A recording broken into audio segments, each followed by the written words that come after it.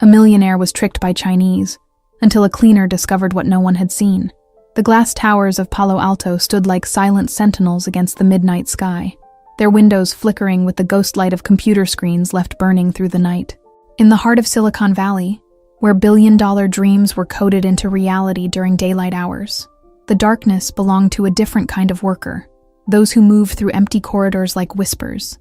Cleaning up the debris of ambition, Maria Santos pushed her cart down the marble-floored hallway of the Tech Vision Solutions building, the soft squeak of its wheels, the only sound breaking the cathedral silence. At 45, she had perfected the art of invisibility. 12 years of night shifts had taught her to move through these corporate temples without disturbing the sacred air of innovation that seemed to linger even after the last executive had gone home. Her weathered hands, calloused from years of honest work, guided the cart with practiced precision. Each office was a story. Scattered papers told tales of merger deals, coffee rings on expensive desks revealed late-night strategy sessions, and forgotten family photos spoke of lives sacrificed on the altar of success. Maria saw it all, remembered it all, but spoke of none of it. The elevator carried her to the 19th floor with a gentle hum, opening to reveal the executive suite where the real power resided. Corner offices with panoramic views of the valley stretched out like chambers in a castle, each one belonging to someone who could buy and sell her world with a single signature. "Good evening, Maria." She looked up, startled but not showing it, to find Robert Harrison standing in his office doorway. Even at midnight, the 38-year-old CEO looked fresh, his sandy hair slightly mussed in that calculated way that suggested brilliant minds at work. His blue eyes held the kind of warmth that had made her, over the years, actually believe he saw her as a person rather than a function. "Mr. Harrison," she replied softly, her accent coloring the words despite years of practice. "Working late again?"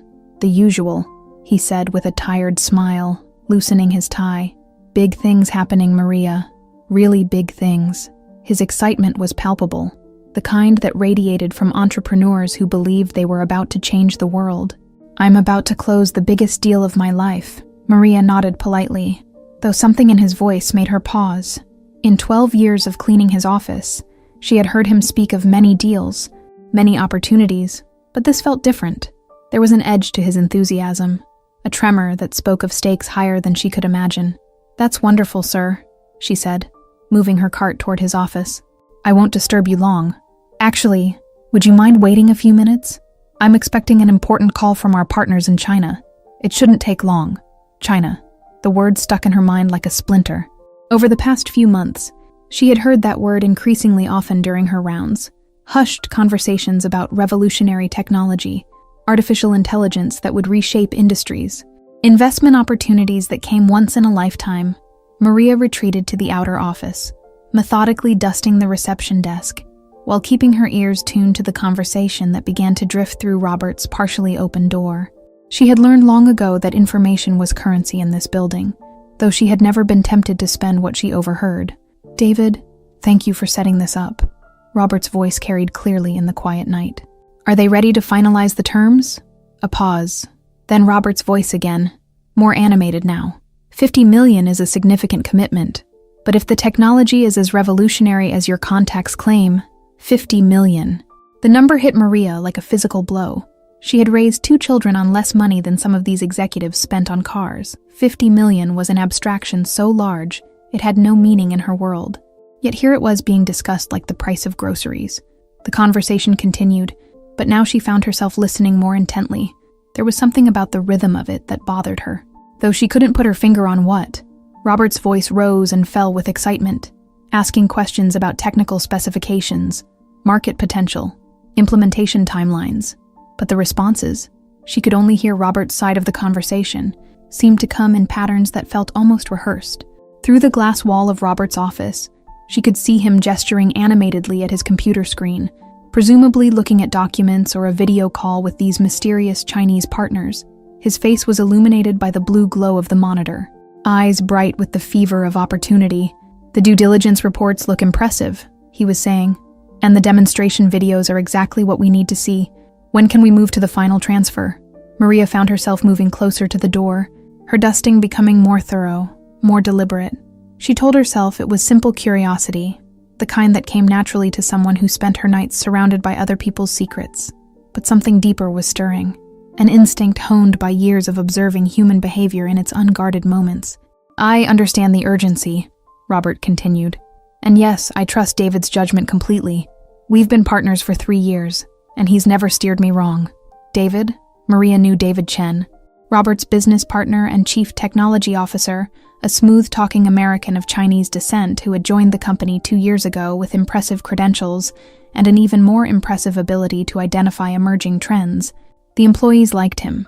He was charming, approachable, and had a gift for making everyone feel like they were part of something important. But as Maria continued her work, listening to Robert's side of what was clearly a crucial conversation, she found herself remembering other late-night calls, other hushed discussions about Chinese partnerships and revolutionary technologies. There had been many of them lately, almost always when she was the only other person in the building. "The transfer timeline works for me," Robert was saying. 48 hours should be enough to complete all the paperwork. This is going to change everything." The call ended with the kind of satisfied silence that follows life-changing decisions. Maria heard Robert's chair creak as he leaned back, probably staring out at the glittering valley below, imagining his place in the pantheon of tech legends. She knocked softly on his doorframe. "All finished with your call." "Mr. Harrison?" "Yes, come in," he said, his voice still buzzed with excitement. "Maria, I'm sorry if I kept you waiting. It's just that, well, some opportunities only come once in a lifetime." As she began emptying his wastebasket, she noticed several crumpled papers, drafts of emails, printed documents with handwritten notes in the margins. Her trained eye, accustomed to restoring order from chaos, automatically cataloged what she saw: letterheads from companies she didn't recognize, financial projections with numbers that made her dizzy, and photographs of what appeared to be modern office buildings with Chinese characters on the facades. "Big changes coming?" she asked, more to fill the comfortable silence than out of any expectation of a real answer. "The biggest," Robert said, leaning against his desk. "We're about to partner with one of the most innovative AI companies in Asia. The technology they've developed, it's like nothing anyone has seen before." There was something in his voice, a note she had never heard before in 12 years of late-night encounters. It wasn't just excitement. It was desperation, the kind that came from betting everything on a single hand. "That sounds very promising, sir." "It is, it really is." He paused, looking out the window at the sleeping valley. "Sometimes I wonder what my father would think, you know. He built a small business from nothing, never took a risk bigger than he could survive. But this could set up my children's children." Maria finished her work in silence, her mind churning over the fragments of conversation she had overheard. As she prepared to leave, Robert called out to her, "Maria, thank you for everything you do. I know I don't say it often enough, but you're the backbone of this place. People like you make dreams like mine possible." She smiled, touched by his sincerity. "Just doing my job, Mr. Harrison." But as the elevator carried her down to collect her coat and end another night shift, Maria couldn't shake the feeling that she had witnessed something important. Not just a business deal, but a moment of transformation, the kind that separated before from after in a person's life, what she couldn't have known. As she stepped out into the cool Silicon Valley dawn, was that she had just heard the opening notes of a symphony of deception that would crescendo into the biggest fraud in the valley's history, and somehow, impossibly, she would be the one to conduct its final movement. The sun was beginning to paint the eastern sky in shades of rose and gold as Maria walked to her aging Honda Civic, her mind already shifting to the responsibilities of daylight. Breakfast for her teenage children, a few hours of sleep before her second job cleaning houses in wealthy neighborhoods, and the eternal juggling act of making ends meet in one of the most expensive places on earth. But something nagged at her as she drove home through the awakening streets of Palo Alto, past the coffee shops that would soon fill with young entrepreneurs and the startup offices that never seemed to sleep. Something about the rhythm of Robert's conversation, the pattern of his responses, felt off in a way she couldn't articulate. It was probably nothing, she told herself. After all, what did a night cleaner know about international business deals or artificial intelligence? Her world was measured in hours worked and bills paid, not in millions invested, and technologies that promised to change the world. Still, as she pulled into her apartment complex, Maria made a mental note to pay closer attention during the next few nights. Not out of any suspicion, she told herself, but simply because Robert Harrison had always been kind to her, and kind people deserved protection from the wolves that prowled the corridors of power. She had no way of knowing that this simple resolution would soon make her the most important person in a drama that would captivate the entire valley. 6 months earlier, the San Francisco Tech Summit had buzzed with the electric energy of innovation. Robert Harrison moved through the crowded convention hall like a man possessed, his eyes scanning the endless displays of cutting-edge technology and revolutionary startups. The air hummed with conversations about artificial intelligence, quantum computing, and the next big disruption that would reshape human civilization. It was there, between a holographic display demonstrating neural networks and a booth showcasing blockchain solutions for renewable energy, that Robert's life changed forever. "Impressive presentation," came a smooth voice behind him as Robert studied a particularly complex algorithm visualization. "Though I suspect you're thinking the same thing I am. They're still at least 3 years behind what's really possible." Robert turned to find a man about his age, impeccably dressed in a charcoal suit that whispered expensive tailoring, Asian features, confident bearing, and eyes that seemed to calculate possibilities faster than most people could recognize them. His smile was genuine but measured, the kind that successful venture capitalists perfected after years of evaluating dreams and crushing hopes. "David Chen," the man said, extending a hand. "I couldn't help but notice you've been studying the AI demonstrations with the intensity of someone who actually understands the underlying mathematics." "Robert Harrison. Tech Vision Solutions," Robert replied, immediately impressed by the firmness of David's handshake and the intelligence that sparked in his dark eyes. "And you're right. Most of what we're seeing here is impressive marketing wrapped around incremental improvements." "Exactly," David's smile widened. "Real breakthrough technology isn't displayed at trade shows. It's developed in laboratories that most people don't even know exist." Over coffee in the VIP lounge, David had somehow secured access to an area that Robert hadn't even known existed. The conversation deepened. David spoke with the casual authority of someone who moved effortlessly between the worlds of East and West, technology and finance, innovation and implementation. His credentials were impeccable: MIT for computer science, Stanford for his MBA, 5 years at Google's advanced research division, followed by successful exits from 2 startups that had been acquired for 9-figure sums. "The real revolution," David explained, leaning forward conspiratorially, "isn't happening in Silicon Valley anymore. It's happening in places where talent is abundant, regulation is flexible, and the pace of innovation isn't constrained by committees and lawyers." "You're talking about China," Robert said, not really asking. "I'm talking about opportunity," David corrected smoothly. "My family maintains connections throughout Asia. My grandfather was one of the early pioneers who helped establish technology transfer protocols between American universities and Chinese research institutions. Through those connections, I've been given unprecedented access to developments that are, quite frankly, years ahead of anything being pursued in the West." Robert felt his pulse quicken. In the 3 years since launching Tech Vision Solutions, he had been searching for exactly this kind of opportunity, something that would catapult his company from modest success to industry leadership. The venture capital funding that had sustained their growth was running low, and the next round would require demonstrating technological advantages that their current portfolio simply couldn't deliver. "What kind of developments?" Robert asked, trying to keep the hunger out of his voice. David paused, seeming to weigh his words carefully. "AI architectures that don't just process information. They actually understand context in ways that current neural networks can't even approximate. Machine learning algorithms that require 90% less training data while delivering exponentially superior results, and natural language processing that's so sophisticated, it's essentially indistinguishable from human cognition." The claims sounded too good to be true, but David's technical explanations were precise and detailed, peppered with references to research papers and theoretical frameworks that Robert recognized from his own graduate studies. More importantly, David spoke about these technologies not as distant possibilities, but as current realities that simply needed the right commercial framework to reach global markets. "The challenge," David continued, "is that Chinese companies are brilliant at innovation, but less experienced with American market penetration. They need partners who understand both the technology and the business landscape here."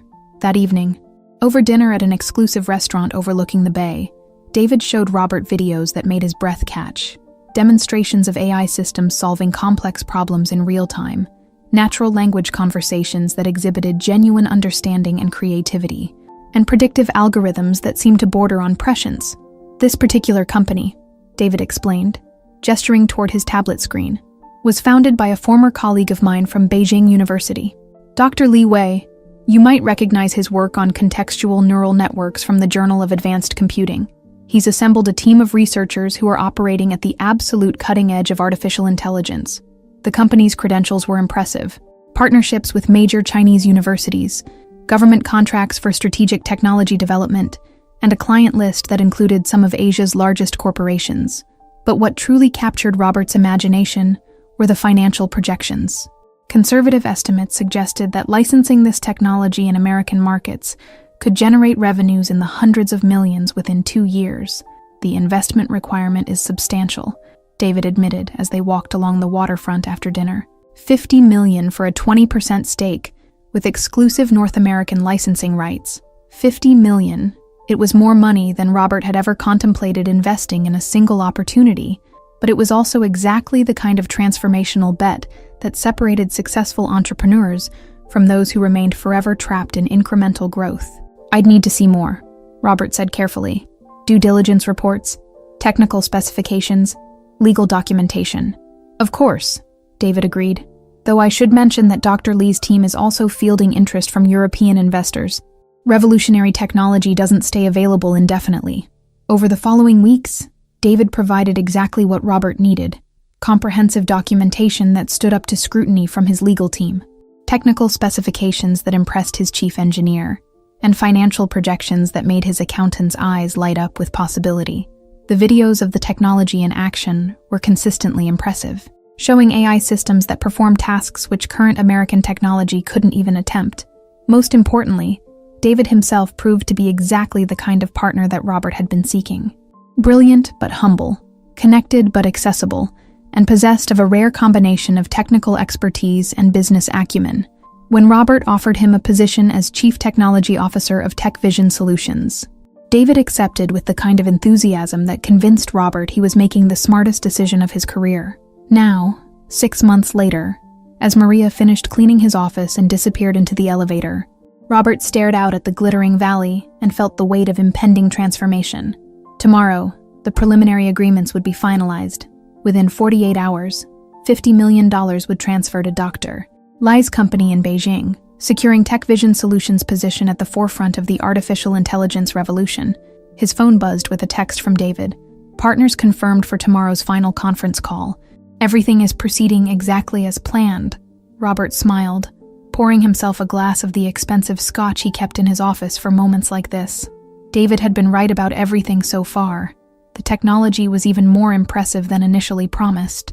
The Chinese team was professional and responsive, and the market opportunity was expanding faster than their most optimistic projections had suggested. As he sipped his drink and watched the last lights flicker out across the valley, Robert allowed himself to imagine the future that was about to unfold. Tech Vision Solutions would become a household name, a company that historians would mark as the bridge between the artificial intelligence of today and the true machine consciousness of tomorrow. He thought about his father, who had built a small manufacturing business through decades of careful, conservative decisions. The old man would probably be terrified by the magnitude of the risk Robert was about to take, but he would also be proud of his son's courage to pursue opportunities that could change not just their family's fortune, but the entire trajectory of human technological development. Tomorrow would bring the final video conference with Dr. Li's team, the completion of legal documentation, and the wire transfer that would either validate Robert's boldest vision or destroy everything he had built. But tonight, in the quiet sanctuary of his office high above Silicon Valley, Robert Harrison felt only the intoxicating certainty that he was about to make history. What he didn't know, what he couldn't possibly have imagined, was that history was indeed about to be made, but not in the way he expected. And the woman who had just finished cleaning his office, the invisible guardian of his late-night confessions, would soon become the most important person in his world. 3 weeks had passed since that midnight conversation, and Maria Santos found herself paying attention in ways that 12 years of custodial work had never required. It wasn't conscious at first, just a nagging sense that something in the familiar rhythms of Tech Vision Solutions had shifted.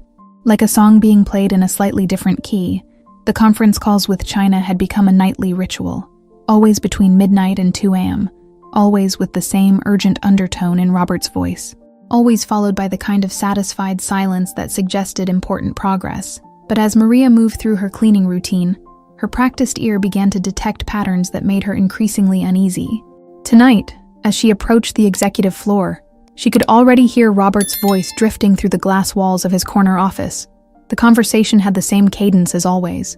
Questions about technical specifications, discussions of market timing, confirmations of financial arrangements, but something was different. "Dr. Lee, I appreciate your team's flexibility with the timeline," Robert was saying, his voice carrying the animated enthusiasm that had become his trademark during these late-night sessions. "And you're confident that the neural network architecture can be scaled for commercial deployment within 6 months." Maria began her work in the outer office, methodically dusting furniture and organizing magazines while her attention remained fixed on the conversation. There was a pause, presumably Dr. Lee responding, and then Robert continued, "That's exactly what our American clients want to hear. The processing speed improvements you've demonstrated are remarkable." Another pause. Then, "Yes, I've reviewed the updated technical documentation. David's translation work has been invaluable in helping me understand the nuances." Maria froze. Translation work? In all the previous conversations she had overheard, Robert had been speaking directly with his Chinese partners in English. She was certain of it. Her memory for details had been sharpened by years of maintaining order in spaces where the smallest misplaced item could be significant. She moved closer to the glass partition, her cleaning supplies providing perfect cover for her proximity. Through the transparent wall, she could see Robert gesturing animatedly at his computer screen, his face illuminated by the blue glow of what appeared to be a video conference. "The market research you've provided is compelling," Robert continued. "American companies are definitely ready for this level of AI sophistication, especially given the productivity improvements your data suggests." Pause. Response. Robert nodding thoughtfully. "I understand the urgency about finalizing the investment. Competition in this space is intensifying, and first-mover advantage will be crucial." Maria found herself studying the rhythm of the conversation more intently. Something about the timing felt mechanical, almost rehearsed. Robert would speak, pause for exactly the right amount of time for a response, then continue with points that seemed to follow a predetermined script. As she moved to empty the wastebasket near Robert's office, her trained eye caught something that made her heart skip. Among the crumpled papers were printouts of what appeared to be email drafts, and the dates on several of them seemed inconsistent. One was dated 3 days in the future. Another showed a timestamp from last week for what was clearly today's correspondence. "The demonstration videos your team sent yesterday were particularly impressive," Robert was saying.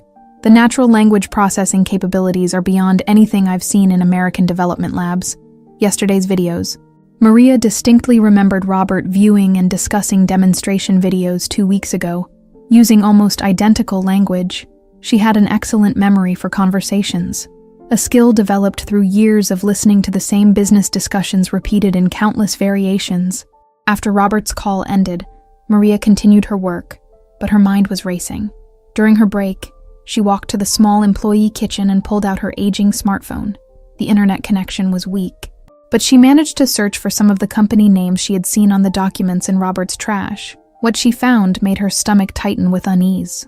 The photographs of the supposed Chinese office buildings that she had glimpsed in Robert's presentations looked familiar, but not in the way they should have. After 20 minutes of searching, she found them.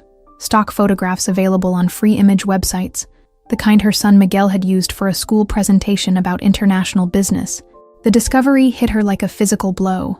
These weren't photographs of real offices where real people developed revolutionary technology. They were generic images that anyone could download and use. But that was impossible. David Chen was a respected technology executive with impressive credentials.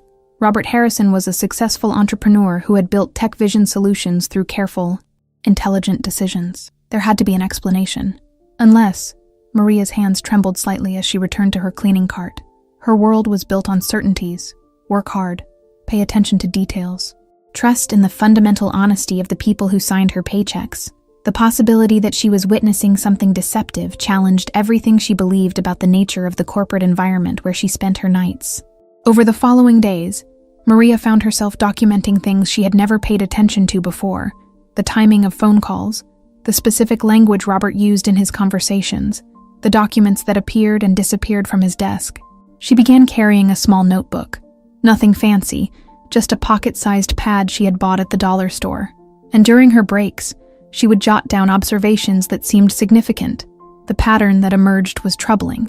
Robert's conversations with his Chinese partners followed an almost identical script every time, with variations that seemed designed to create the illusion of progress rather than actual advancement.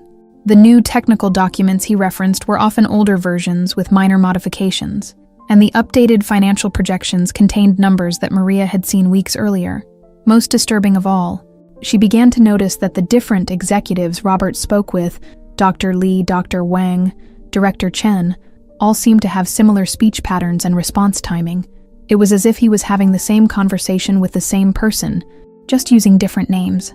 One night, as she was cleaning the conference room adjacent to Robert's office, Maria overheard a conversation that made her blood run cold. "David, I need to ask you directly," Robert was saying, his voice carrying a note of anxiety she had never heard before. "Some of the documentation seems inconsistent. Are you absolutely certain about the legitimacy of Dr. Li's operation?"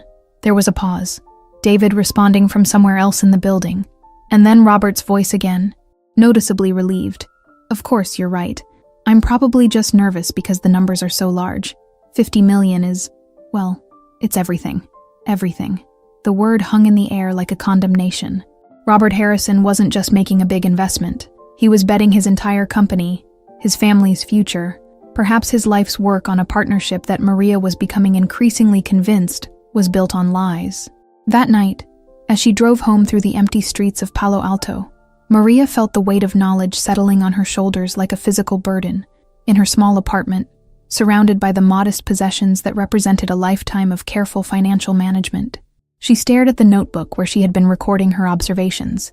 The evidence was still circumstantial, still based on feelings and intuitions rather than facts, but Maria Santos had spent 45 years learning to trust her instincts, and every instinct she possessed was screaming that Robert Harrison was about to be destroyed by people he trusted. The question that kept her awake until dawn was simple and terrible. What was a night cleaner supposed to do with information that could save or destroy a man's life? And more frightening still, what would happen to her if she was wrong, or if she was right? But nobody believed her. As the sun rose over Silicon Valley, painting the sky in shades of gold and pink, Maria made a decision that would change everything. She was going to find out the truth, whatever it cost her. Because some things, like protecting kind people from wolves, mattered more than job security. Maria's investigation began with her phone. The device was 5 years old. Its screen cracked from a fall down concrete steps, but it had a camera that still functioned during her lunch break the next day. She sat in her car outside Tech Vision Solutions and practiced taking discrete photographs of documents, adjusting angles, testing lighting, learning to work quickly and silently. The opportunity came sooner than expected. That very night, as she entered Robert's office for her usual cleaning routine, she found his desk covered with printed emails and financial documents. Robert was in the conference room, door closed, speaking animatedly with someone on speakerphone. His voice carried through the glass walls, mixing excitement with barely contained anxiety. "The timeline is aggressive, but manageable," he was saying. "If Dr. Li's team can provide the technical specifications by Thursday, we can have the legal documentation completed by Friday." Maria worked methodically, her movements automatic, while her mind focused entirely on the papers scattered across Robert's desk. Using the pretense of straightening his workspace, she photographed everything her phone could capture: email headers with suspicious timestamps, financial projections with numbers that didn't add up, and most damning of all, the now familiar stock photographs labeled as Liwei Technology Campus, Beijing. Her heart hammered as she recognized the images. They were the same ones her son Miguel had used for his high school presentation on international business. Downloaded from a free website that provided generic photographs for student projects, the realization that someone was using the same stock images to represent a supposedly cutting-edge technology company felt like discovering counterfeit money in her purse. But the most disturbing discovery came when she found a printed email thread that had somehow escaped Robert's usually meticulous filing system. The conversation was between Robert and David, but the timestamps were impossible. Messages that claimed to be from earlier that morning were responding to emails that wouldn't be sent until tomorrow. According to the date stamps, either someone was manipulating the dates on their computer system, or these emails had been fabricated entirely. Maria's hands shook as she photographed the evidence. Her years of invisible existence in this building, now feeling like training for exactly this moment. She had learned to move without being noticed, to observe without being observed, to remember details that others forgot. Now those skills were serving a purpose she had never imagined. The Chinese partners are eager to expedite the process. Robert's voice drifted from the conference room. David, you've been our liaison with Dr. Lee's team from the beginning. Are you comfortable with the accelerated timeline? Maria couldn't hear David's response, but Robert's next words made her stomach lurch. 48 hours to transfer 50 million? Yes, I understand the urgency. Revolutionary technology doesn't wait for conservative business practices. 48 hours. 2 days for Robert to discover the truth, or 2 days for him to lose everything.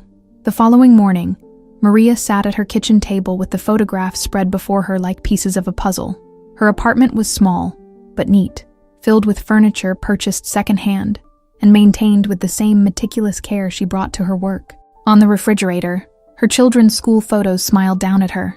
Miguel, 18 and preparing for community college, and Sophia, 16 and dreaming of becoming a nurse. Those photographs reminded her why she couldn't simply walk away from what she had discovered. Her family had built their life on the assumption that hard work and honesty would provide security. But what happened when honest people were destroyed by dishonest ones? What happened to the families of men like Robert Harrison when $50 million simply vanished? Maria opened her laptop. Another second-hand purchase. This one acquired so Miguel could complete his homework assignments. The internet connection was slow, but it was enough for what she needed to do. Her search confirmed her worst fears. The photographs labeled as Dr. Lee's Technology Campus were indeed stock images, available for free download from multiple websites.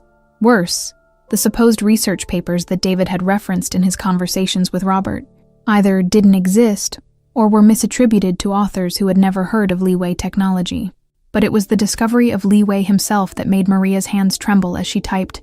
Dr. Leeway was a real person, a respected researcher at Beijing University who had indeed published groundbreaking work on neural networks.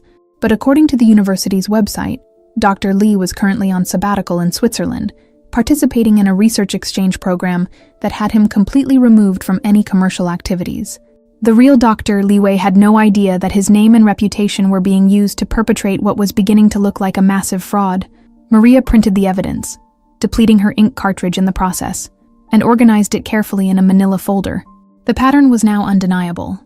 Someone was using Dr. Lee's legitimate scientific reputation, stolen photographs, and fabricated documents to create the illusion of a revolutionary Chinese technology company. But who and why? David Chen was the obvious suspect. He had been the one to introduce Robert to this opportunity, the one managing all communication with the supposed Chinese partners, the one vouching for the legitimacy of the entire operation. But David was also Robert's trusted partner, a man with impressive credentials and a reputation that could be easily verified, unless his credentials were as fabricated as everything else. That afternoon, before her shift began, Maria made a decision that terrified her. She called TechVision Solutions' main number and asked to speak with Jennifer Walsh, Robert's administrative assistant. Jennifer was one of the few employees who had ever acknowledged Maria's existence, occasionally offering a friendly greeting during the rare occasions when their schedules overlapped. "Hi, Jennifer. This is Maria Santos from the night cleaning crew," she said, her accent thickening with nervousness. "I was wondering if I could ask you about something." "Of course, Maria. What can I help you with?" "The Chinese partnership that Mr. Harrison is working on. Have you been involved in any of the communications?" There was a pause. And when Jennifer spoke again, her voice carried a note of confusion. "That's odd that you ask. I handle most of Robert's correspondence, but David has been managing all the China communications directly. He said the time zone differences made it easier if he handled everything personally. Have you seen any of the documentation, the contracts, or technical specifications?" Another pause. Longer this time. "Actually, no, which is unusual, because I normally review all major contracts before they're finalized. David said the Chinese partners preferred to work through a single point of contact for cultural reasons." Maria felt pieces of the puzzle clicking into place. David had isolated Robert from anyone else who might ask difficult questions or notice inconsistencies. He had created a closed loop of communication where he controlled every piece of information flowing in either direction. "Jennifer," Maria said carefully, "have you noticed anything unusual about the timing of documents or communications?" "Now that you mention it, Jennifer's voice dropped to a whisper. There have been some strange things. Emails that reference meetings that never appeared on Robert's calendar. Technical documents with formatting that doesn't match other Chinese business correspondence I've seen. And photographs that look more like marketing materials than actual facility documentation. The admission hung between them. A shared acknowledgement that something was fundamentally wrong with the situation they were all witnessing. What should we do? Jennifer asked, her voice small and frightened. Maria stared at the folder of evidence on her kitchen table, thinking about Robert's kind treatment over the years, about the respect he had shown her when others treated her as invisible, about the excitement in his voice when he talked about changing the world. I don't know yet, she admitted, but we need to figure it out quickly. Because in 48 hours, unless someone stopped it, Robert Harrison was about to transfer $50 million to criminals who would disappear with his money and his dreams. And the only people who seemed to understand the danger were a night cleaner and an administrative assistant whom nobody would believe. The revelation came at 1:47 a.m. on a Tuesday night, in the most mundane way imaginable. Maria was cleaning David Chen's office, a sleek space on the 18th floor that reflected his status as chief technology officer. Unlike Robert's office, which felt lived in and personal, David's workspace was pristine to the point of being sterile. No family photographs, no personal mementos, nothing that suggested a life beyond the carefully curated professional image he presented to the world. She had always found David's office oddly impersonal, but tonight it felt different. Maybe it was the heightened awareness that came from her growing suspicions. Or maybe it was the way the overhead fluorescent lights cast sharp shadows that made everything appear theatrical and false.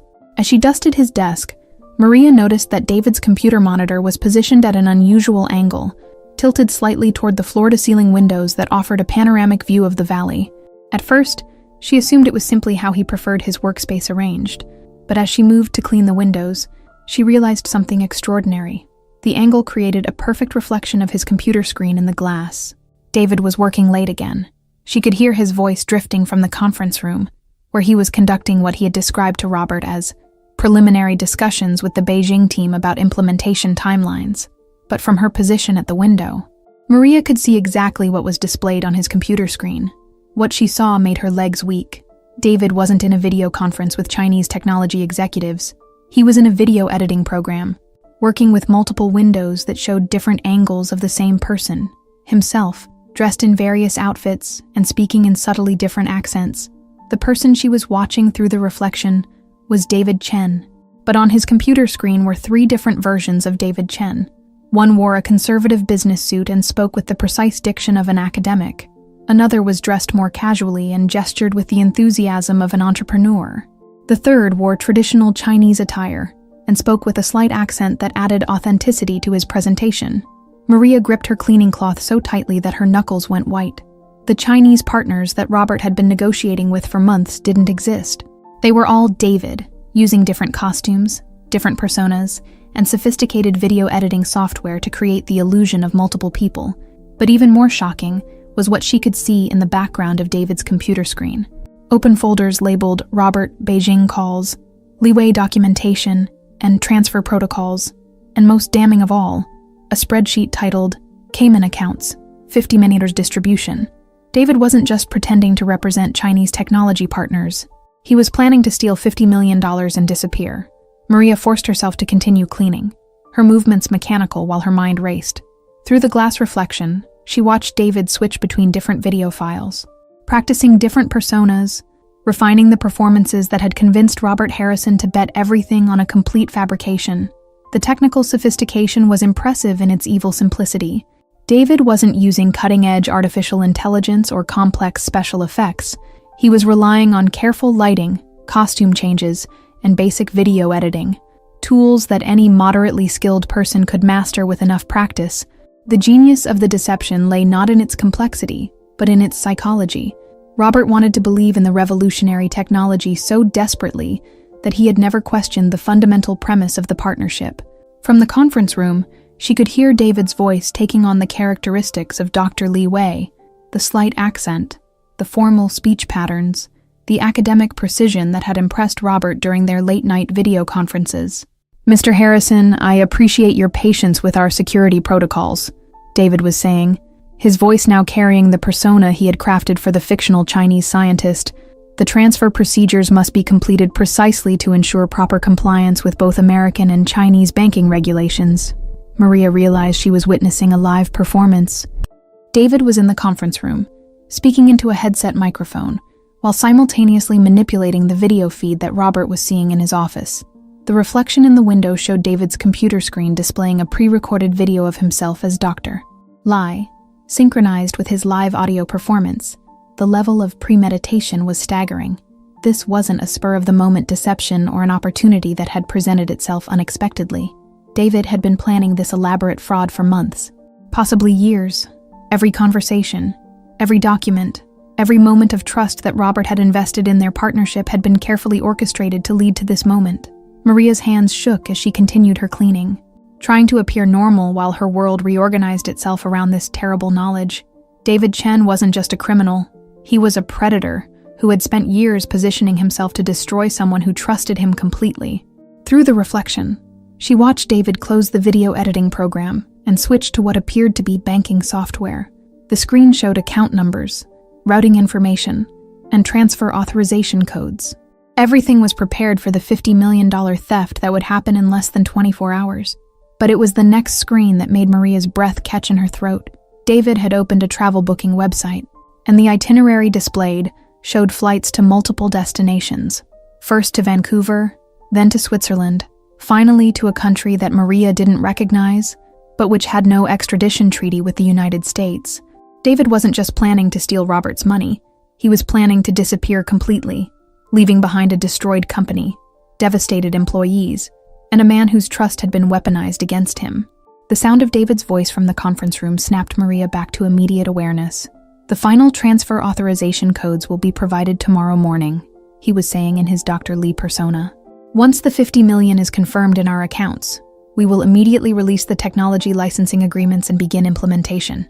Maria forced herself to finish cleaning David's office, her movements careful and deliberate despite the adrenaline coursing through her system. As she prepared to leave, she realized that David had left several printed documents on his desk, papers that he had obviously forgotten in his focus on the video conference performance. The documents were devastating. Transfer authorization forms with Robert's forged signature, fake technical specifications attributed to the non-existent Leeway technology, and most damning of all, a detailed timeline showing exactly when David planned to complete the theft and disappear. According to his own notes, David had been planning this fraud since before he joined TechVision Solutions. His entire partnership with Robert had been a 3-year setup for this single, devastating theft. Maria photographed everything with hands that trembled so badly, she had to take multiple shots to ensure clarity. As she finally left David's office, she heard his voice change back to his normal American accent as he concluded the fake video conference. "Everything's proceeding perfectly," he said to Robert, his voice now carrying the warm enthusiasm of a trusted partner. "Dr. Lee's team is excited to finalize the partnership tomorrow. This is going to change everything for TechVision Solutions." The casual betrayal in his voice, the way he could switch from calculated deception to apparent friendship in seconds, made Maria's stomach turn. David wasn't just stealing money, he was destroying a human being who had trusted him completely. As the elevator carried her down to the parking garage, Maria stared at the photographs on her phone, evidence of a fraud so elaborate and cruel that she struggled to process its implications. Robert Harrison had 18 hours before he transferred $50 million to criminals who would vanish with his life's work. And the only person who knew the truth was a night cleaner whom nobody would believe. But as Maria drove home through the empty streets of Silicon Valley, she felt something she hadn't experienced in years. Absolute moral clarity.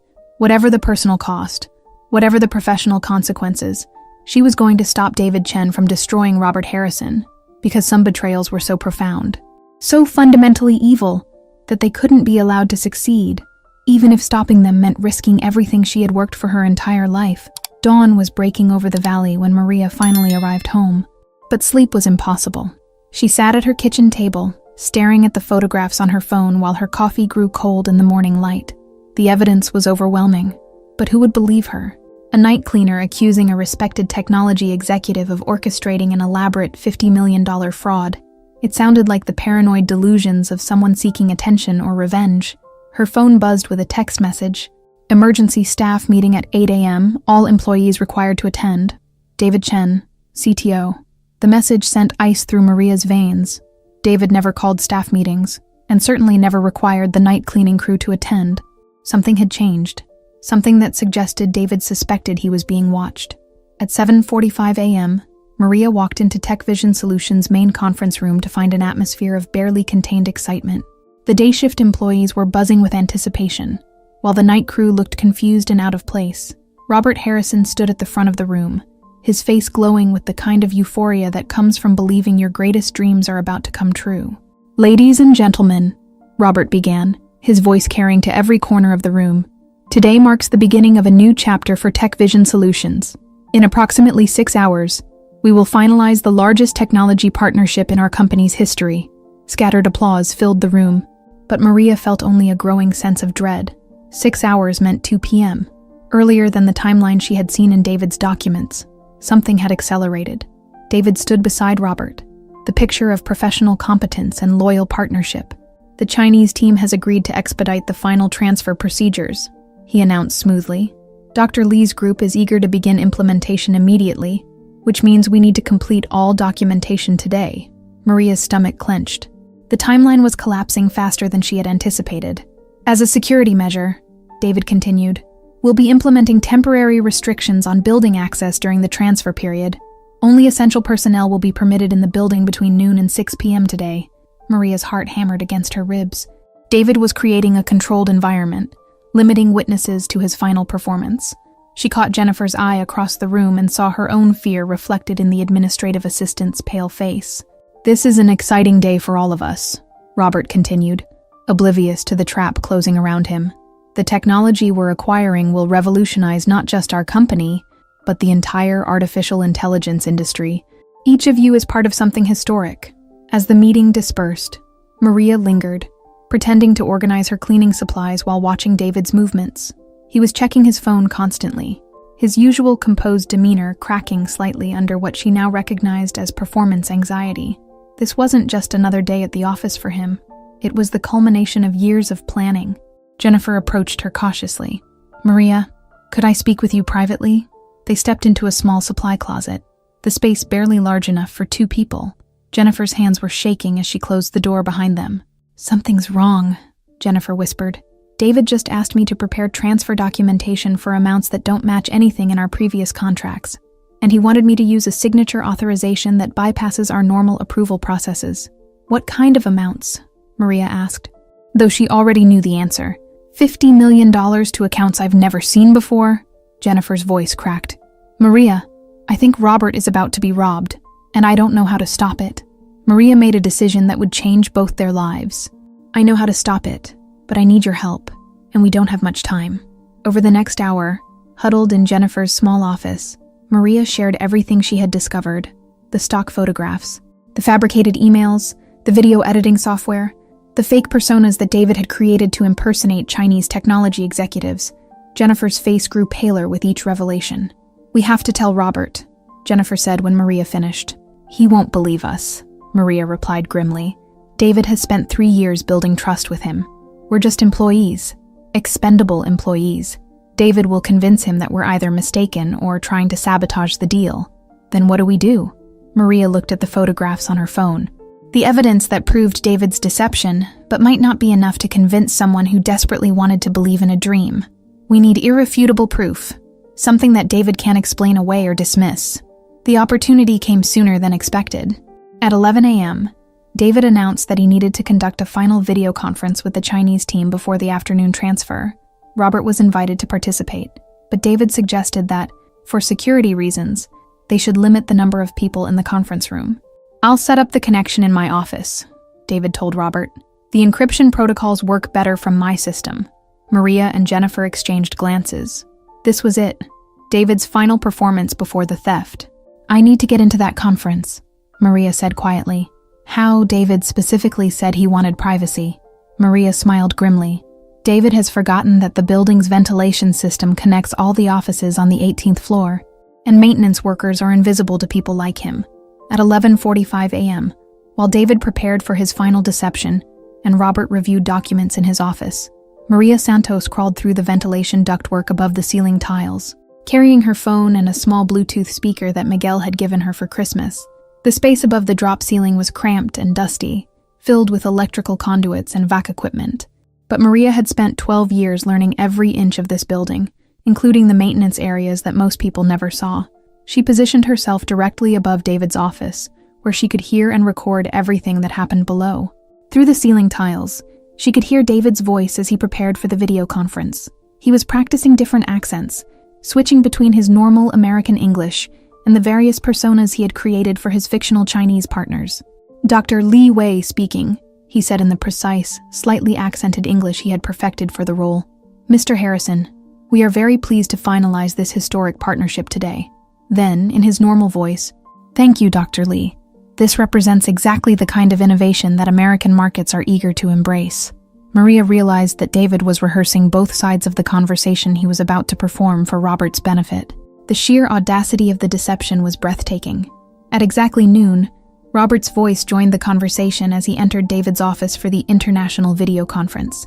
"Dr. Li, it's a pleasure to finally complete this partnership," Robert said, his voice filled with genuine enthusiasm and respect. "The pleasure is ours, Mr. Harrison," came David's response in his Dr. Li persona. "Your company's vision for implementing our technology in American markets is precisely what we hope to find in a partner," Maria began recording, her phone capturing every word of the elaborate performance taking place below. But she needed more than audio.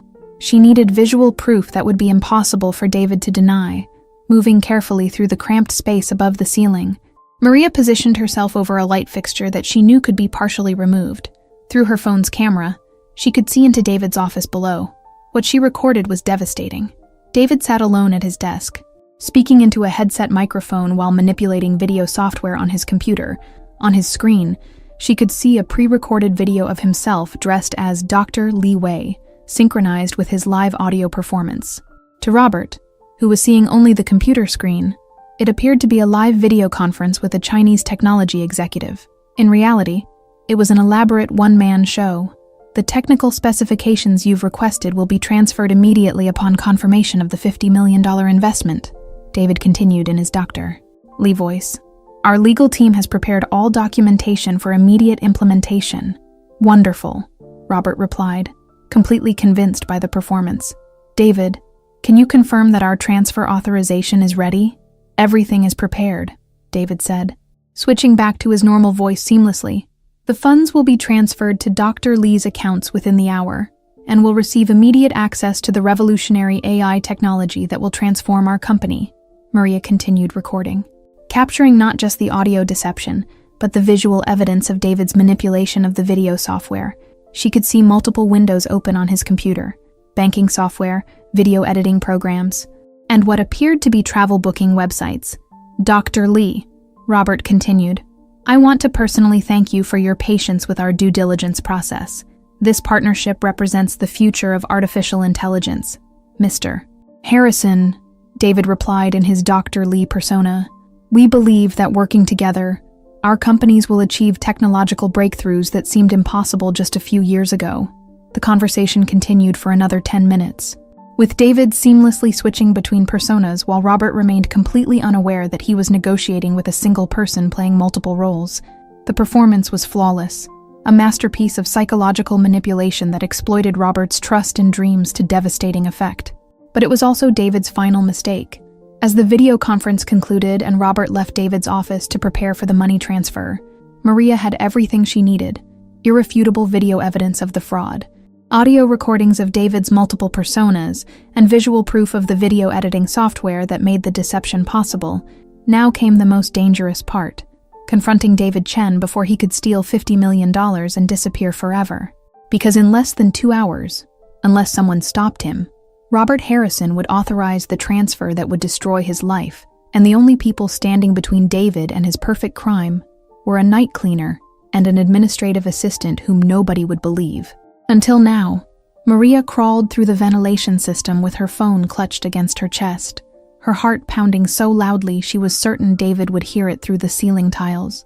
The evidence she had captured was damning, but getting it to Robert before the transfer completed would require a miracle. As she carefully made her way back to the maintenance access panel, she could hear David's voice below, now speaking in his normal tone as he made what sounded like final preparations. "Jennifer, I need you to prepare the wire transfer documentation immediately." His voice carried through the building's acoustic spaces. "Robert wants to complete the transaction within the hour." An hour. Maria's stomach dropped. The timeline had accelerated even further than she had feared. She emerged from the ceiling space in a maintenance closet, covered in dust and insulation fiber, her phone still warm from recording David's performance. But as she moved toward the main offices, she realized that David's security restrictions were already in effect. Electronic locks had been activated on several doors, and security guards she didn't recognize were positioned at key locations throughout the building. David hadn't just planned the perfect crime. He had created the perfect environment for its execution, with minimal witnesses and maximum control over who could access what information. Maria found Jennifer in her office, frantically typing on her computer while tears streamed down her face. "He's making me prepare transfer authorizations for multiple accounts," Jennifer whispered as Maria entered. "Not just the $50 million to the Chinese partners, but additional transfers to accounts I've never seen before, Maria. I think he's planning to steal everything. Not just the investment money, but the company's operating funds, the employee pension accounts, everything." The scope of David's theft was even larger than Maria had imagined. This wasn't just about $50 million. It was about completely destroying Tech Vision Solutions and everyone associated with it. "Where's Robert now?" Maria asked. "In his office, reviewing the final contracts." David told him that the Chinese legal team needed additional documentation, so Robert is spending time making sure every detail is perfect. Jennifer's voice cracked with the irony. "He's being so careful to get everything right for people who don't exist." Maria looked at her phone, checking the video she had recorded. The evidence was clear and irrefutable, but she needed a way to present it that would overcome Robert's psychological investment in the partnership. After 3 years of trust and months of anticipation, he wouldn't want to believe that his greatest opportunity was actually his greatest threat. "I need you to set up a meeting," Maria said. "Tell Robert that you've discovered some discrepancies in the transfer documentation that require his immediate attention. Don't mention me or what we've found. Just get him into the conference room in 10 minutes. What are you going to do?" "I'm going to show him the truth. But first, I need to make sure David can't interfere." Maria left Jennifer's office and walked directly to David's workspace, her cleaning cart providing perfect cover for her presence in areas where she supposedly didn't belong. David was on the phone, speaking in low, urgent tones about final logistics and transportation arrangements as she dusted the area around his desk. She could see multiple computer screens displaying banking software, travel websites, and encrypted communication programs. David was simultaneously managing the theft, planning his escape, and maintaining the illusion of legitimate business activity. But it was what she overheard of his phone conversation that made her blood run cold. "The building security modifications are in place," David was saying quietly. "Once the transfers are complete, we'll have approximately 4 hours before anyone realizes what happened. The employees who might ask questions have been temporarily restricted from accessing the financial systems." David wasn't just planning to steal the money, he was planning to frame other people for the theft. Maria realized that Jennifer, as the person preparing the transfer documentation, would likely be accused of facilitating the fraud. An administrative assistant with access to financial systems would be the perfect scapegoat. "The cleanup team is standing by," David continued. "Any potential witnesses will be dealt with appropriately." "Witnesses?" Maria's hands shook as she continued her cleaning routine. David wasn't just planning theft. He was planning to silence anyone who might expose him. Her phone buzzed with a text from Jennifer. "Robert will be in conference room A in 5 minutes. He thinks there's a problem with the transfer documentation." This was it. Maria had 5 minutes to present evidence that would either save Robert Harrison or destroy her own life in the attempt. She made her way to conference room A, a space she had cleaned countless times but never used for its intended purpose. The room's advanced audiovisual equipment, normally used for client presentations, would be perfect for showing Robert the video evidence she had captured. Robert arrived exactly on time, his face showing concern about the supposed documentation problems. Jennifer said there were discrepancies in the transfer paperwork. "What kind of discrepancies?" "Mr. Harrison," Maria said, stepping out from behind the audiovisual console where she had been connecting her phone to the room's display system. "The discrepancies are bigger than you imagine." Robert's expression shifted from concern to confusion. "Maria, what are you doing here? Isn't this something Jennifer should handle?" "Please sit down, sir. What I'm about to show you will be difficult to understand, but you need to see it before you authorize any money transfers." "I don't understand." "The transfers are scheduled for..." The transfers are scheduled to steal $50 million from your company, Maria interrupted, her voice stronger than she had ever heard it. And the people you think you're partnering with don't exist. Robert's face went through a series of expressions: confusion, disbelief, and then the beginning of anger. Maria, I appreciate your concern, but you don't understand the complexity of international business partnerships. David has explained. David has been lying to you for 3 years, Maria said, pressing play on the video she had recorded just minutes earlier. The conference room's large display screen filled with the image of David Chen, alone in his office, speaking into a headset while manipulating video editing software. His voice, alternating between his normal American accent and the carefully crafted Dr. Li Wei persona, filled the room with devastating clarity. Robert watched in absolute silence as the evidence unfolded before him. Maria had edited the video to show the most damning moments: David switching between personas, the fake video of Dr. Li synchronized with his live audio, and the banking software displaying transfer authorization codes for accounts that had nothing to do with Chinese technology companies. This can't be real, Robert whispered, his face pale as he watched his trusted partner orchestrate an elaborate deception. David wouldn't. We've been partners for years. 3 years of preparation for this single theft, Maria said gently. I have more evidence. Stock photographs used to fake the Chinese offices, fabricated emails with impossible timestamps, and documentation showing that Dr. Li Wei is actually a real scientist in Switzerland who has no idea his name is being used. The video continued, showing David's travel booking websites and encrypted communication programs. When it reached the part where David discussed dealing with witnesses appropriately, Robert's remaining color drained from his face. He's planning to frame Jennifer for the theft, Maria continued, and anyone else who might ask inconvenient questions about where the money went. Robert stared at the screen in stunned silence, his entire worldview crumbling as he processed the magnitude of David's betrayal. The revolutionary technology, the Chinese partnerships, the opportunity to change the world, all of it had been an elaborate lie designed to steal everything he had built. How long have you known? He asked quietly. I started suspecting something was wrong 3 weeks ago, but I only discovered the truth last night. Why did you investigate? Why did you care? Maria looked at this man who had treated her with respect and kindness for 12 years, who had seen her as a person when others saw only a function. Because some things are more important than job security, Mr. Harrison, and because you've always been decent to me, even when you didn't have to be. Robert was quiet for a long moment, staring at the frozen image of David on the screen. When he spoke again, his voice carried a mixture of gratitude and devastation. How much time do we have? Maria checked her phone. According to the timeline I saw, about 20 minutes before the first transfers begin. Then we need to stop him now. But as they prepared to leave the conference room, Maria's phone buzzed with a text message that made her heart stop. I know what you've been doing, Maria. Come to my office immediately, or Robert Harrison dies. D. David had discovered their investigation, and now he was playing for keeps. The elevator ride to the 18th floor felt like descending into hell. Maria stood beside Robert, both of them silent as they processed the magnitude of what they were about to face. David's text message had shattered any illusion that this confrontation could be handled quietly or diplomatically. We should call the police, Robert said for the 3rd time, his voice hollow with shock. He'll see them coming, Maria replied, checking her phone again. The building's security cameras, the electronic locks he's activated. He's turned this entire floor into his command center. We need to get close enough to stop the transfers before he realizes we're there. But even as she spoke, Maria knew that David already knew. The text message proved that he had been monitoring their movements, probably through the same security systems he had modified to control access to the building. The elevator doors opened to reveal the familiar hallway of the executive floor. But something was wrong. The usual ambient lighting had been dimmed, and several office doors stood open in a way that suggested preparation rather than accident. It felt like walking into a carefully prepared stage set. Robert, came David's voice from his office, carrying the same warm, professional tone that had convinced a decent man to trust him completely.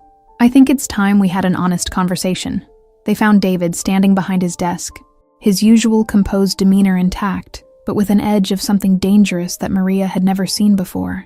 The multiple computer screens around him displayed banking software, encrypted communication programs, and what appeared to be live feeds from security cameras throughout the building. Maria, he said, acknowledging her with a slight nod. I have to admit, I underestimated you. 12 years of invisible service. And then you turn out to be quite the detective. David, Robert began, his voice carrying a mixture of betrayal and disbelief. I've seen the evidence, the fake videos, the non-existent Chinese partners, the brilliant plan that took 3 years to perfect, David interrupted, his mask of professional courtesy finally slipping. Yes, Robert, you've seen some of it, but you haven't seen all of it.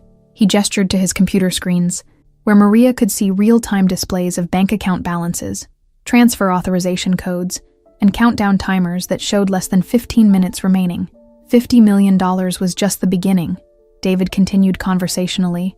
The real genius of this operation is that by the time anyone realizes what happened, the money will have been laundered through 17 different accounts across 9 countries, untraceable, unrecoverable, and completely legal in the jurisdictions where it will ultimately reside. Robert stepped forward, his face flushed with anger.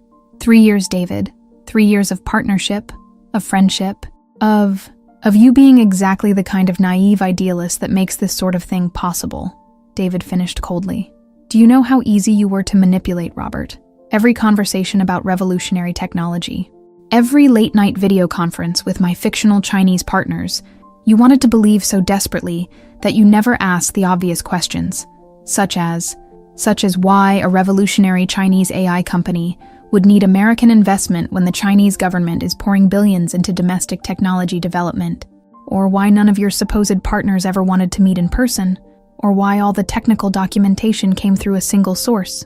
Me? Maria watched the exchange with growing dread. David wasn't just confessing, he was gloating. And people who gloated about their crimes were usually confident that their victims couldn't do anything to stop them. The transfers have already begun, David continued, checking one of his screens. The first 20 million moved to preliminary accounts 6 minutes ago. The remaining 30 million will transfer in approximately 10 minutes, followed by an additional 15 million from your company's operating accounts. Additional 15 million. Robert's voice cracked. Employee pension funds, emergency reserves, client escrow accounts, everything liquid that Tech Vision Solutions possesses.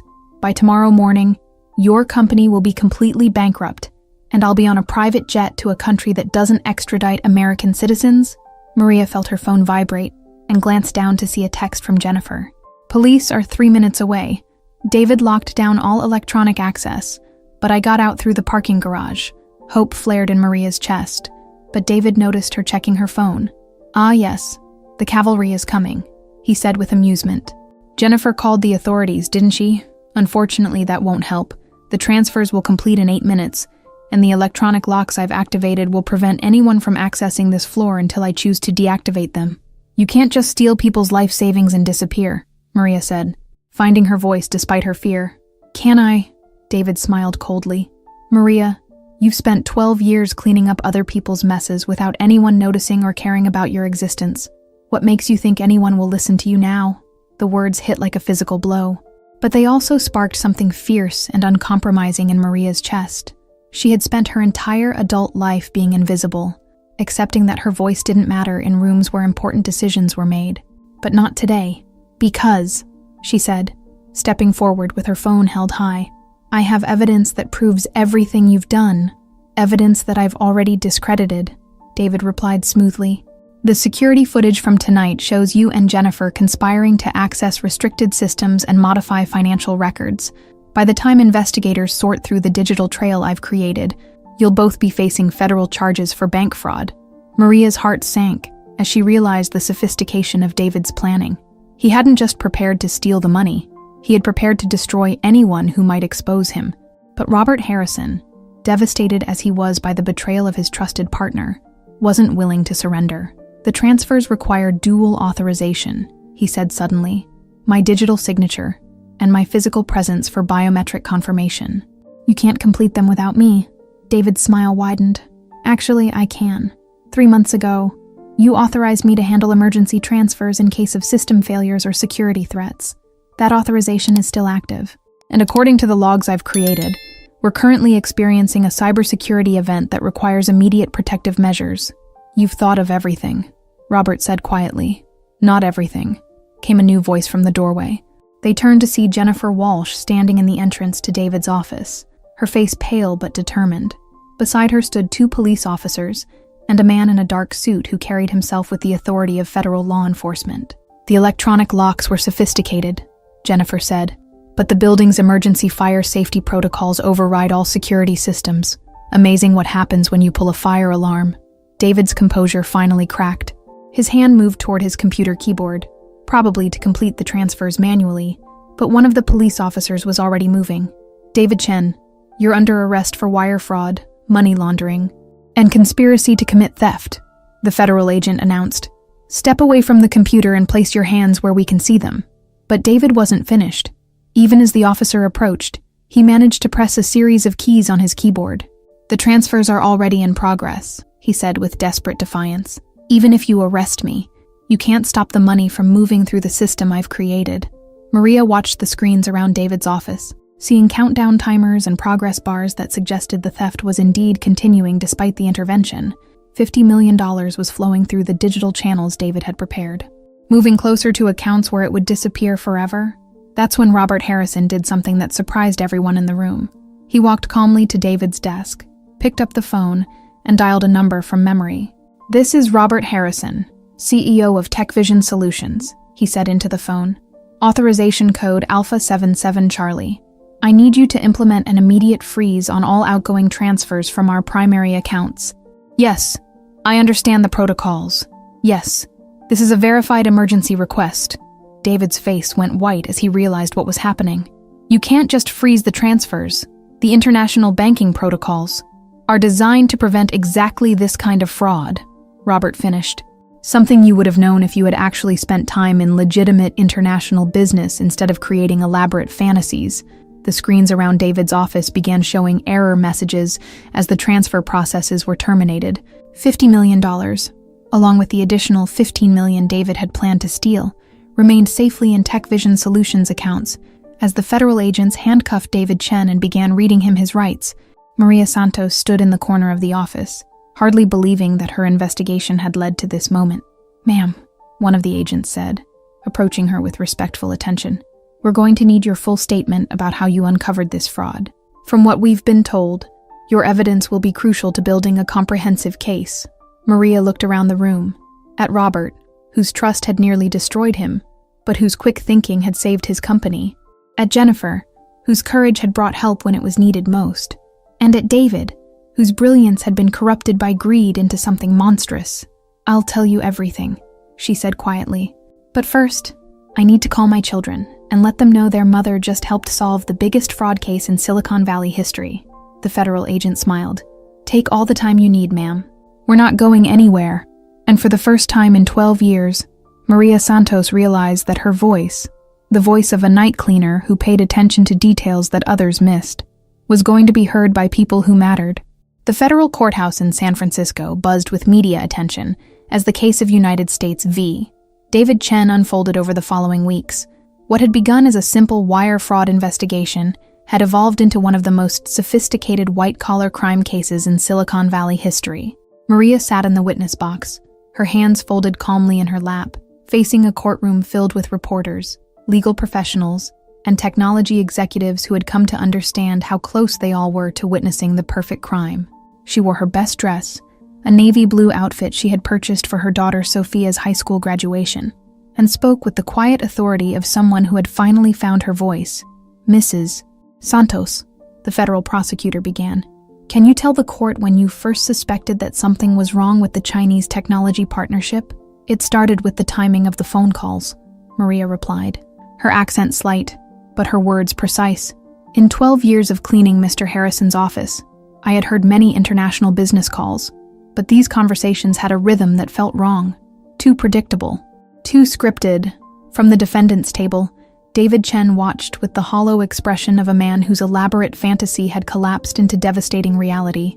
His defense attorney had argued that David was himself a victim, manipulated by actual Chinese criminals who had used him as an unwitting intermediary. But the evidence Maria had gathered made such claims impossible to sustain. The photographs were what convinced me that something was seriously wrong, Maria continued. The images that were supposed to show Dr. Li's technology campus in Beijing, I had seen them before, on a free website that my son used for a school project. The prosecutor displayed the stock photographs on a large screen, side by side with the presentations David had created for Robert. The identical images told a story of deception that required no additional explanation. When did you realize that Mr. Chen was personally involved in the fraud? The night I saw him in his office, alone, speaking into a headset while running video editing software. He was performing both sides of what Mr. Harrison believed was a live video conference with Chinese technology executives. Maria's testimony continued for nearly 2 hours. Walking the court through every detail of her investigation, she described crawling through ventilation ducts to record David's performance, photographing evidence with her old phone, and the growing realization that she was witnessing a 3-year setup for a massive theft. But it was when the prosecutor asked about her motivations that Maria's voice carried the most weight. Why did you take such personal and professional risks to investigate this situation? Because Mr. Harrison had always treated me with respect, Maria said simply. In 12 years, he never made me feel invisible or unimportant. When I realized that someone was planning to destroy a good man's life, I couldn't just watch it happen. During cross-examination, David's attorney attempted to discredit Maria's testimony by highlighting her lack of formal education and technical expertise. Mrs. Santos, you have no background in international business, computer technology, or financial fraud investigations. What qualifies you to draw conclusions about complex corporate transactions? Maria considered the question carefully before responding. I have 45 years of experience observing human behavior and paying attention to details that other people miss. In my work, if I don't notice when something is wrong or out of place, people's lives become harder. Those skills don't require a college degree, the attorney pressed further. Isn't it possible that you misunderstood what you observed, that your interpretation of Mr. Chen's actions was influenced by cultural misunderstandings or personal biases? No, Maria replied firmly. What I observed was a man speaking into a microphone while manipulating video software to create the illusion of a conversation with people who don't exist. There's no cultural misunderstanding involved in recognizing deception. The courtroom was silent as the cross-examination continued, but it became increasingly clear that David's defense strategy was failing. The evidence Maria had gathered was too comprehensive, too detailed, and too consistent to be dismissed as the misguided suspicions of an uninformed observer. When Robert Harrison took the stand the following day, his testimony provided the emotional context for Maria's technical evidence. David Chen wasn't just my business partner, Robert said, his voice heavy with the weight of betrayal. He was someone I trusted completely. For 3 years, he had access to every aspect of my company's operations, my personal finances, and my family's future. The extent of his deception goes beyond theft. It was a systematic destruction of trust that will affect how I view business relationships for the rest of my life. The prosecutor asked Robert to describe the financial impact of David's attempted fraud. If Maria Santos hadn't intervened, David would have stolen approximately $65 million. Not just the $50 million investment, but additional funds from our operating accounts and employee pension plans. TechVision Solutions would have been bankrupt within 24 hours, and 47 employees would have lost their jobs and retirement savings. How do you feel about Mrs. Santos's actions? Robert looked across the courtroom at Maria, his expression carrying a mixture of gratitude and amazement. Maria Santos saved my company, my employees' livelihoods, and probably my life. She risked her own security to protect people she barely knew, using skills that our entire management team had overlooked. She's a hero in the truest sense of the word. The trial's climax came when the prosecution presented the video evidence Maria had recorded from the building's ventilation system. The courtroom watched in stunned silence as David's elaborate performance unfolded on the large screens, his seamless transitions between personas, his manipulation of video software, and his casual discussion of dealing with witnesses appropriately. When the video ended, David's attorney made a motion for a brief recess. During the break, plea negotiations began in earnest. 3 hours later, David Chen pled guilty to 17 federal charges including wire fraud, money laundering, conspiracy to commit theft, and computer crimes. In exchange for his cooperation in identifying other potential victims and recovering assets he had hidden in offshore accounts, he would serve 15 years in federal prison. As the judge accepted the plea agreement, David looked across the courtroom at Maria one final time. She met his gaze without flinching, her expression neither triumphant nor vindictive, simply the steady regard of someone who had done what needed to be done. Mrs. Santos, the judge said, as the proceedings concluded. "The court would like to acknowledge your extraordinary civic courage. Your attention to detail and willingness to act on your convictions prevented a crime that would have devastated not only Tech Vision Solutions, but the many families whose financial security depended on that company's success." Outside the courthouse, Maria was surrounded by reporters asking about her plans, her feelings about the case, and her perspective on corporate security. She answered their questions with the same thoughtful precision she had brought to her testimony, but she was clearly uncomfortable with the attention. "I'm not a hero," she told one persistent reporter. "I'm just someone who pays attention and believes in doing the right thing. There are people like that everywhere. They just don't usually get the chance to make a difference this visible." As the media crowd dispersed, Robert Harrison approached Maria with Jennifer Walsh beside him. "I know we've talked about this before," Robert said, "but I want to formally offer you a position as Director of Corporate Security for Tech Vision Solutions. Your skills at observing and analyzing human behavior are exactly what we need to prevent something like this from happening again." Maria smiled, but shook her head gently. "Thank you, Mr. Harrison. But I've decided to start my own consulting business. There are a lot of companies that need someone to teach their employees how to recognize the warning signs of internal fraud. And," Jennifer added with a grin, "she's got her first client. 3 other technology companies have already asked her to review their security protocols." As they walked away from the courthouse, Maria Santos reflected on the strange path that had brought her from invisible night cleaner to nationally recognized fraud investigator. The attention was flattering, but what mattered most was that she had finally found a way to use her skills to protect people who couldn't protect themselves. 3 months later, the ripple effects of David Chen's exposure continued to spread throughout Silicon Valley. The FBI had identified 12 other potential victims, entrepreneurs who had been approached by David with similar revolutionary technology partnerships. In each case, Maria's investigative methodology had helped uncover the warning signs before any money changed hands. But perhaps the most significant change was in how corporate America viewed the people they had previously considered invisible. The Santos Protocol, as business magazines had begun calling it, involved systematic training for all employees, regardless of position, to recognize and report signs of internal fraud. Companies across the country were discovering that their most valuable fraud detection systems weren't sophisticated software programs, but the human beings who observed workplace behavior with unbiased eyes. The Evening News ran a feature story titled "The Cleaning Lady Who Saved Silicon Valley." But Maria had mixed feelings about the coverage. She appreciated the recognition, but she worried that focusing on her individual story missed the larger point about institutional blindness to the insights of working-class employees. "The real story," she told one interviewer, "isn't about me being exceptional. It's about how many smart, observant people are ignored every day because their voices don't carry authority in boardrooms."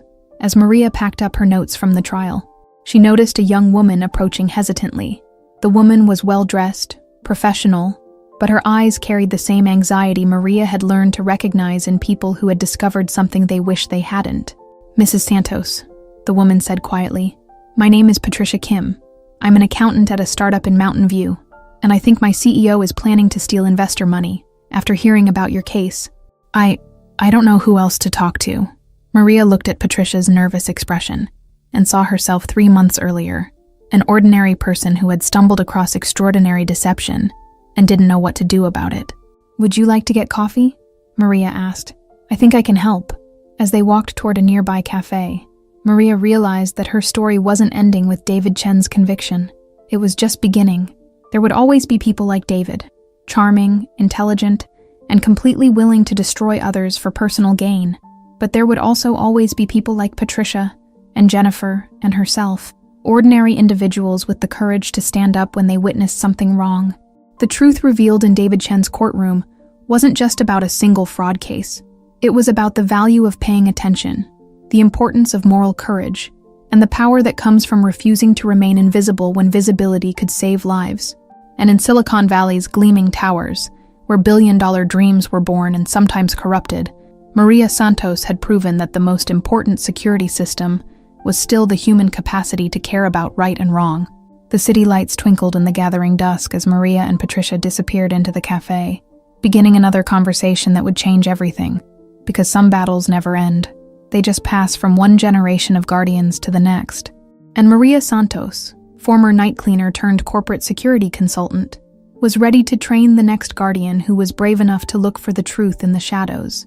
2 years after David Chen's conviction, Maria Santos stood before a packed auditorium at Stanford University, preparing to deliver the keynote address at the National Conference on Corporate Ethics. The same valley that had once rendered her invisible now hung on her every word. "Ladies and gentlemen," she began, her voice carrying easily to the back of the room, "I want to tell you about the most dangerous phrase in corporate America. That's not my job." The audience, a mix of CEOs, security experts, law enforcement officials, and business students, listened with rapt attention as Maria described how organizational blindness to employee insights created opportunities for massive fraud. "David Chen didn't succeed because he was exceptionally clever," she continued. "He succeeded because he understood that most companies don't listen to the people who see everything, but are expected to say nothing." In the front row, Robert Harrison sat with his wife and teenage daughter, his face glowing with pride. TechVision Solutions had not only survived David's attempted theft, but had thrived, becoming a leader in corporate security consulting. The Harrison-Santos early warning system was now used by Fortune 500 companies worldwide. But perhaps more importantly, Robert had kept his promise to create a workplace where every voice mattered. TechVision's anonymous reporting system had prevented 6 potential fraud cases in the past 18 months, with tips coming from employees at every level of the organization. "The question isn't whether fraud will happen in your organization," Maria told her audience. "The question is whether you're creating an environment where someone like David Chen can operate for 3 years without being detected, or whether you're empowering your employees to speak up when they notice something wrong." After her presentation, Maria was approached by a familiar face, Jennifer Walsh, now the Director of Human Resources at TechVision Solutions, and Maria's business partner in Santos Walsh Security Consulting. "How did it feel? Speaking to all those executives who 2 years ago wouldn't have given you 5 minutes of their time?" Jennifer asked with a smile. "Surreal," Maria admitted, "but also hopeful. I see young people in that audience who understand that good security isn't about technology. It's about creating cultures where truth is valued more than hierarchy." Their consulting firm had grown beyond their wildest expectations. What had started as Maria's simple desire to help other companies avoid TechVision's near disaster had evolved into a comprehensive approach to corporate fraud prevention. They now employed 12 full-time consultants, including several former law enforcement officers and a surprising number of former service industry workers, whose observational skills rivaled those of trained investigators. "Speaking of young people," Jennifer said, nodding toward a group approaching them, "I think we're about to get recruited." 3 Stanford MBA students walked up, their expressions carrying the earnest intensity of people with a mission. "Mrs. Santos," the first student said, "we're starting a nonprofit organization focused on workplace ethics training in smaller companies. Would you consider serving on our advisory board?" Maria looked at their eager faces and saw something that filled her with hope, a generation that understood that preventing corruption required more than policies and procedures. It required fundamental changes in how organizations valued and listened to their employees. "I'd be honored," she replied, "but I have one condition.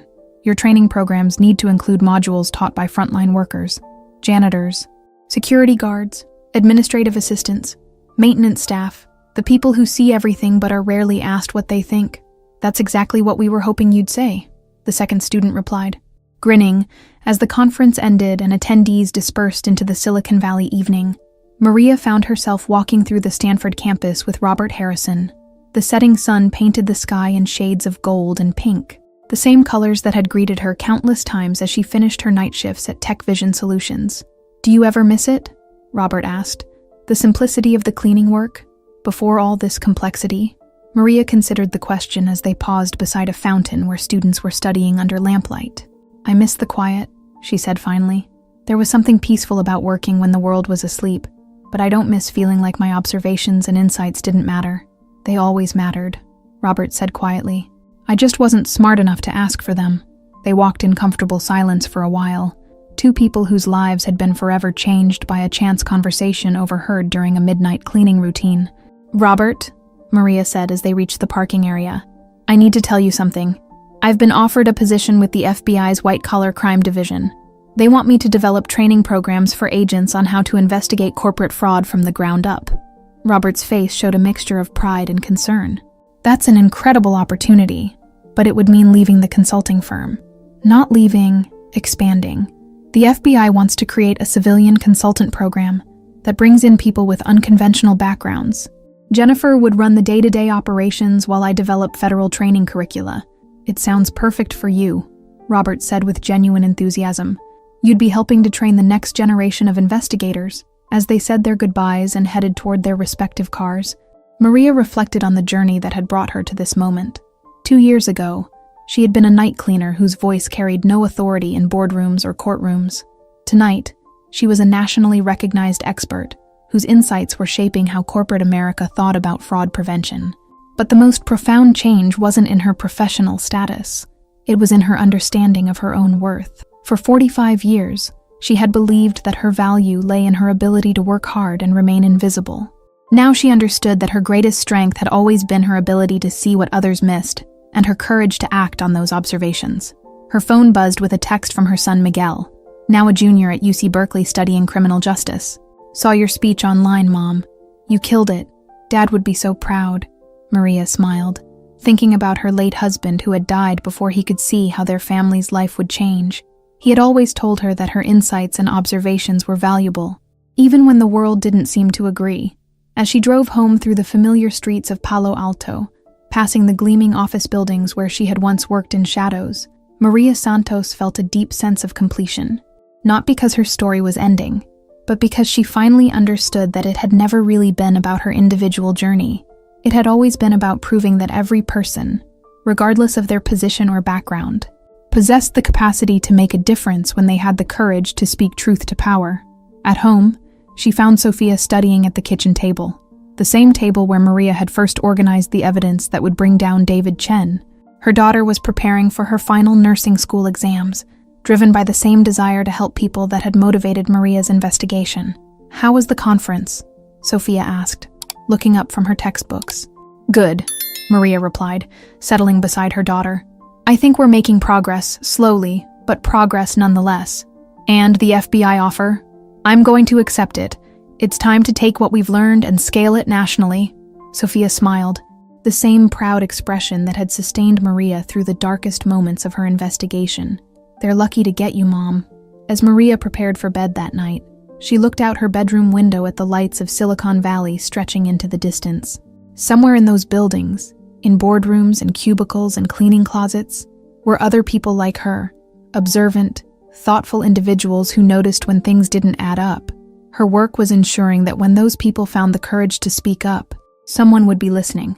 Because the most important lesson of David Chen's downfall wasn't about sophisticated fraud detection software or complex financial oversight procedures. It was about the simple but revolutionary idea that every voice mattered. Every observation had value, and every person possessed the potential to be a guardian of truth. And in the morning, Maria Santos would wake up ready to teach that lesson to anyone willing to learn it. The night cleaner who had saved Silicon Valley was just getting started.